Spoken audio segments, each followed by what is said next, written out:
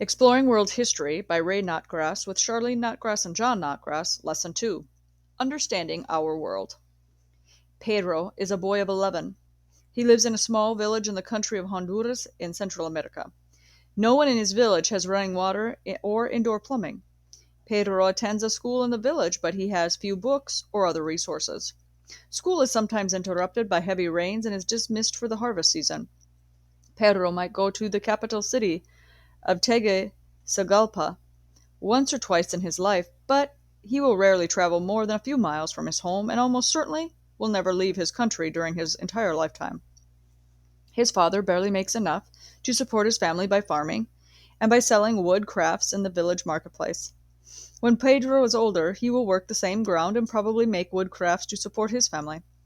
As insignificant and distant as this all might seem, Pedro's life reflects several of the strands that make up the tapestry of world history.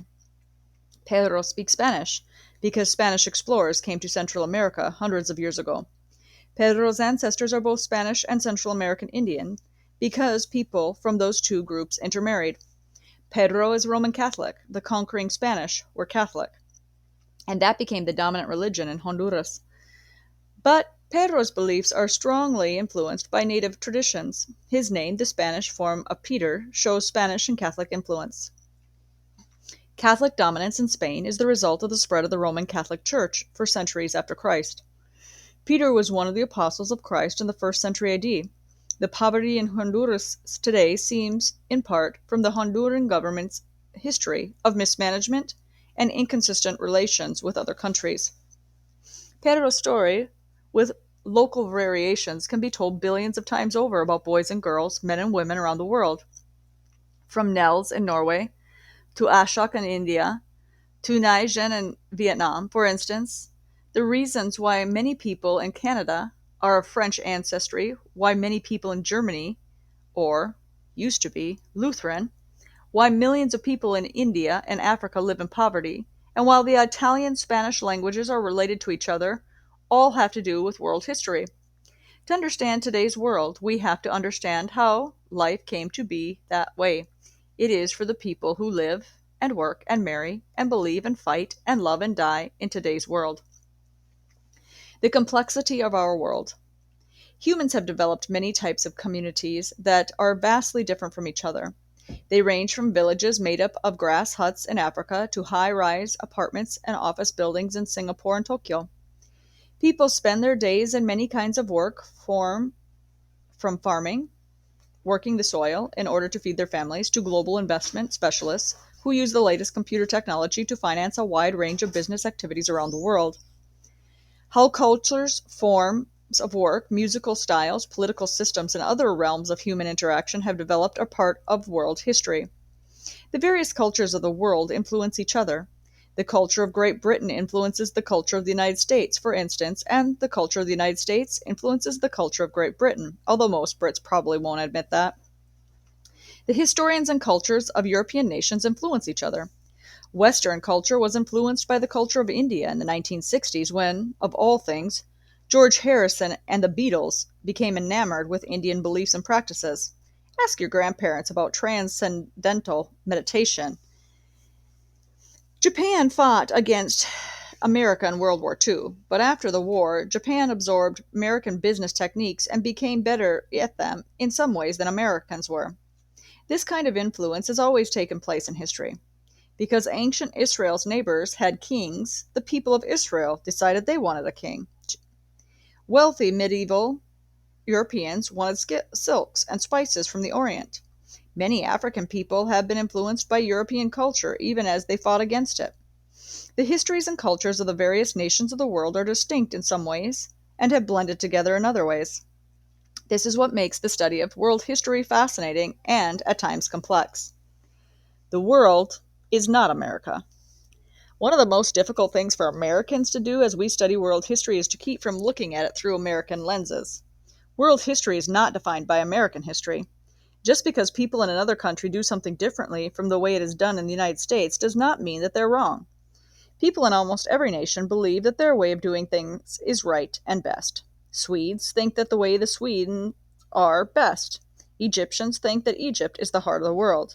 The Chinese have long thought of themselves as the Middle Kingdom, the center of the world. To them, everybody else is off center to some degree. As Americans, however, we need to be especially aware of our tendency to think of our country as the norm to which other countries should measure up. The United States did not exist as a country until 1776 AD. It was not until the Spanish American War of 1898 that the United States became a major player in the world stage. Only after World War II did America come to be seen as a world superpower.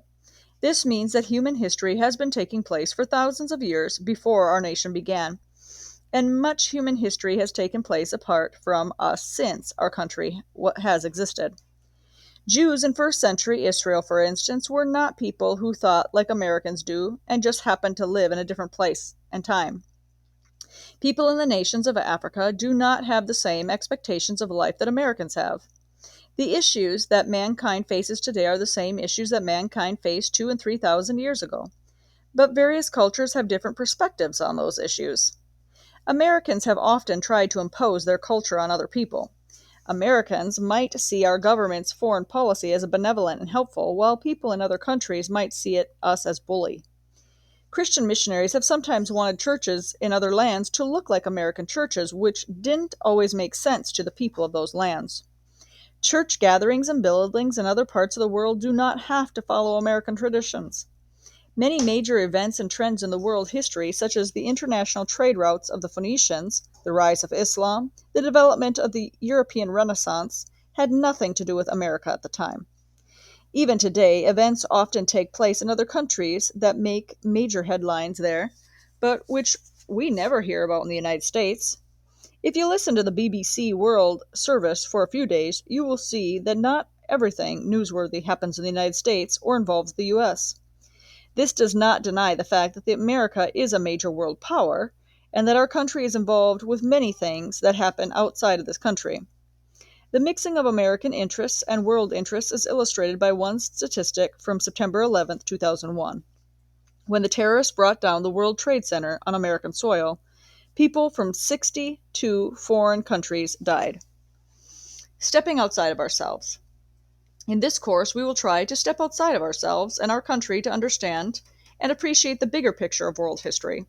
We will try to look through the lens of God's Word, not through the lens of our cultural norms, to see what is right and wrong.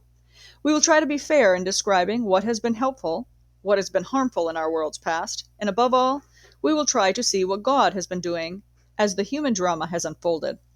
But you, why do you judge your brother? Or you again, why do you regard your brother with contempt? For we all stand before the judgment seat of God, Romans 14:10.